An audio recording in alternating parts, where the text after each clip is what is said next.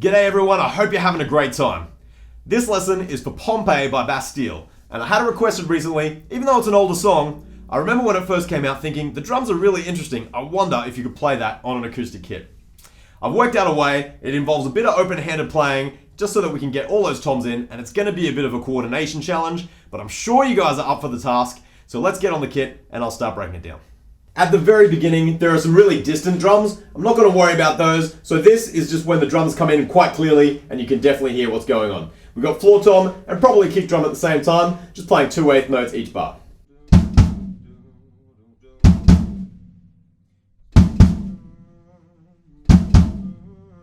In the next bit, we have a busy 16th pattern up on the rim, probably of the snare drum, and it's quite a woody sound, so use the shoulder of your stick, because that will give you a much woodier sound than if you use the very tip. Okay, there's a couple of little rolls in there, and one little extra accent that's going to make it sound pretty cool, but basically, it sounds like this.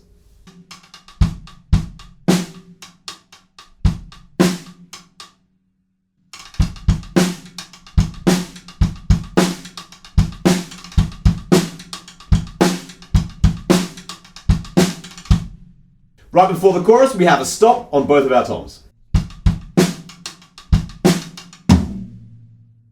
And then we're up to our chorus, and this is where it starts to get a little bit tricky, because what we're going to try and do is add the tom part to the main groove that's happening throughout the chorus as well. So to achieve this, I'm going to play open-handed. That means I'm going to put my left hand up on the hi-hats and play that nice and straight while I can do the busy pattern with my right hand around the kit. If you haven't done this before, it is really weird, so it's a whole new coordination challenge, because everything you learn is suddenly backwards. Another option maybe would be to put a second hi-hat over on your right side so that you're still free to play on the toms with your left hand. But I think, if you were going to play this song in a set with a bunch of other songs, you don't really want to have to be changing or setting up different cymbals just to get this one song right. So I think if you take it slowly, you can definitely work out the coordination. So speaking of taking it slowly, for starters, I'm just going to play the hands in the first bit of the chorus.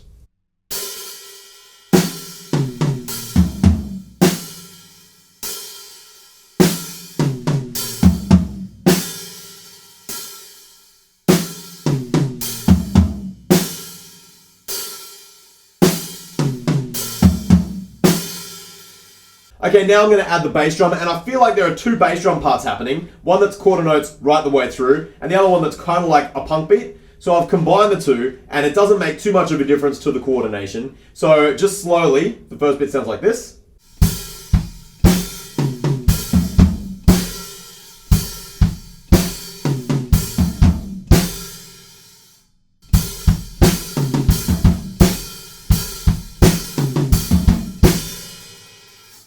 And in the fourth bar, we leave out one of those 8th notes on the kick drum and just get quarter notes all the way through, like this.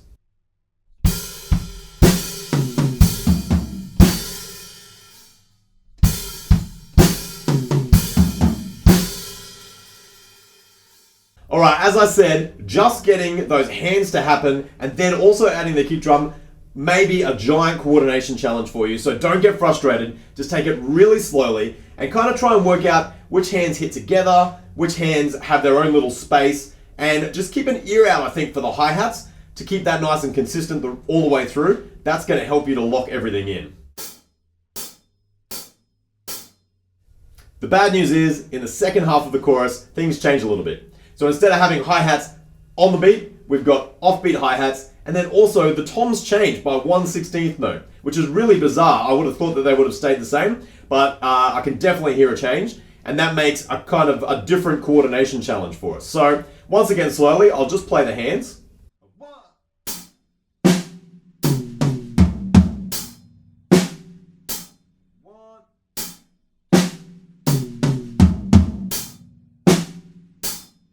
The best way that I've found to play that is to play a double on the tom and then move your left hand for a left-right on the floor tom, which leaves you free to move your left hand back over to continue the beat.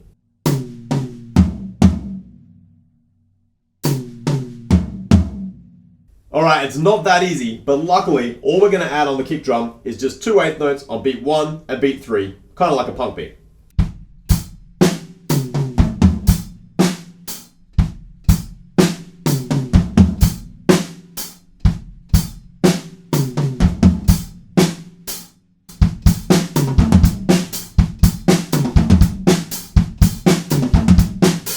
you're still watching this tutorial, then kudos to you, because I obviously haven't melted your brain with all that coordination and open-handed playing in the chorus. And luckily, it gets a lot easier from here, because we're just going to reuse a bunch of stuff, and the other stuff that we need to learn isn't really that tricky. So in the next verse, all we need is this pattern.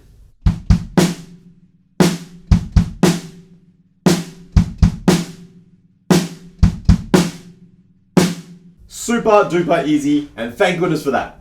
After that, we go back onto our rims of the snare drum, and then towards the end of that, we move that pattern sort of onto the snare drum so we get this really nice marching feel, and that sounds like this.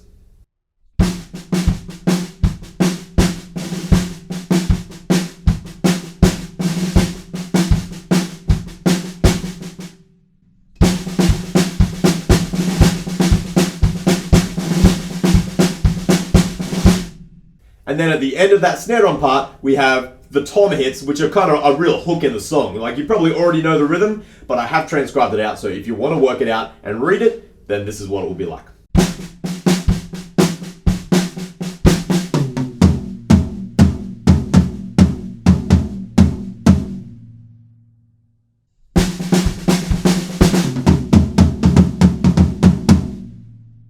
From there, we are back into our chorus again, and it is just the same as we played it before. Right at the end of the chorus, there is this strange little fill, which is just 2 snare drums at the end of the bar, and I find it really difficult to get it into everything else that we're already doing. But basically, it would sound like this. So this is right before we go into kind of like the instrumental chorusy bit, just after the chorus.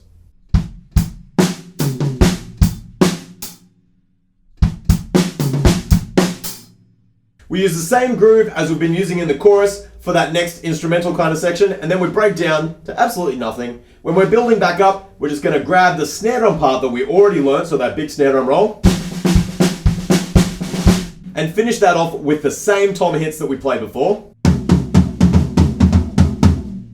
And then we are into that same chorus groove right until the end. So if you've got that coordination down, you get to practice it over and over and over again throughout the song. Right at the very end, the toms drop out, and that makes the chorus groove so much easier. So that bit sounds like this.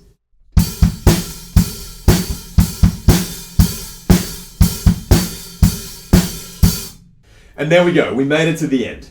Now do challenge yourself to try and get that open-handed playing happening. It's a really good skill to have just because it does open you up to the whole rest of the drum kit while you can keep a groove going.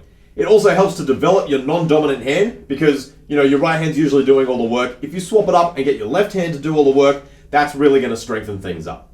So anyway, that is how you play Pompeii by Bastille. Happy practicing, guys, and I'll catch you at the next lesson.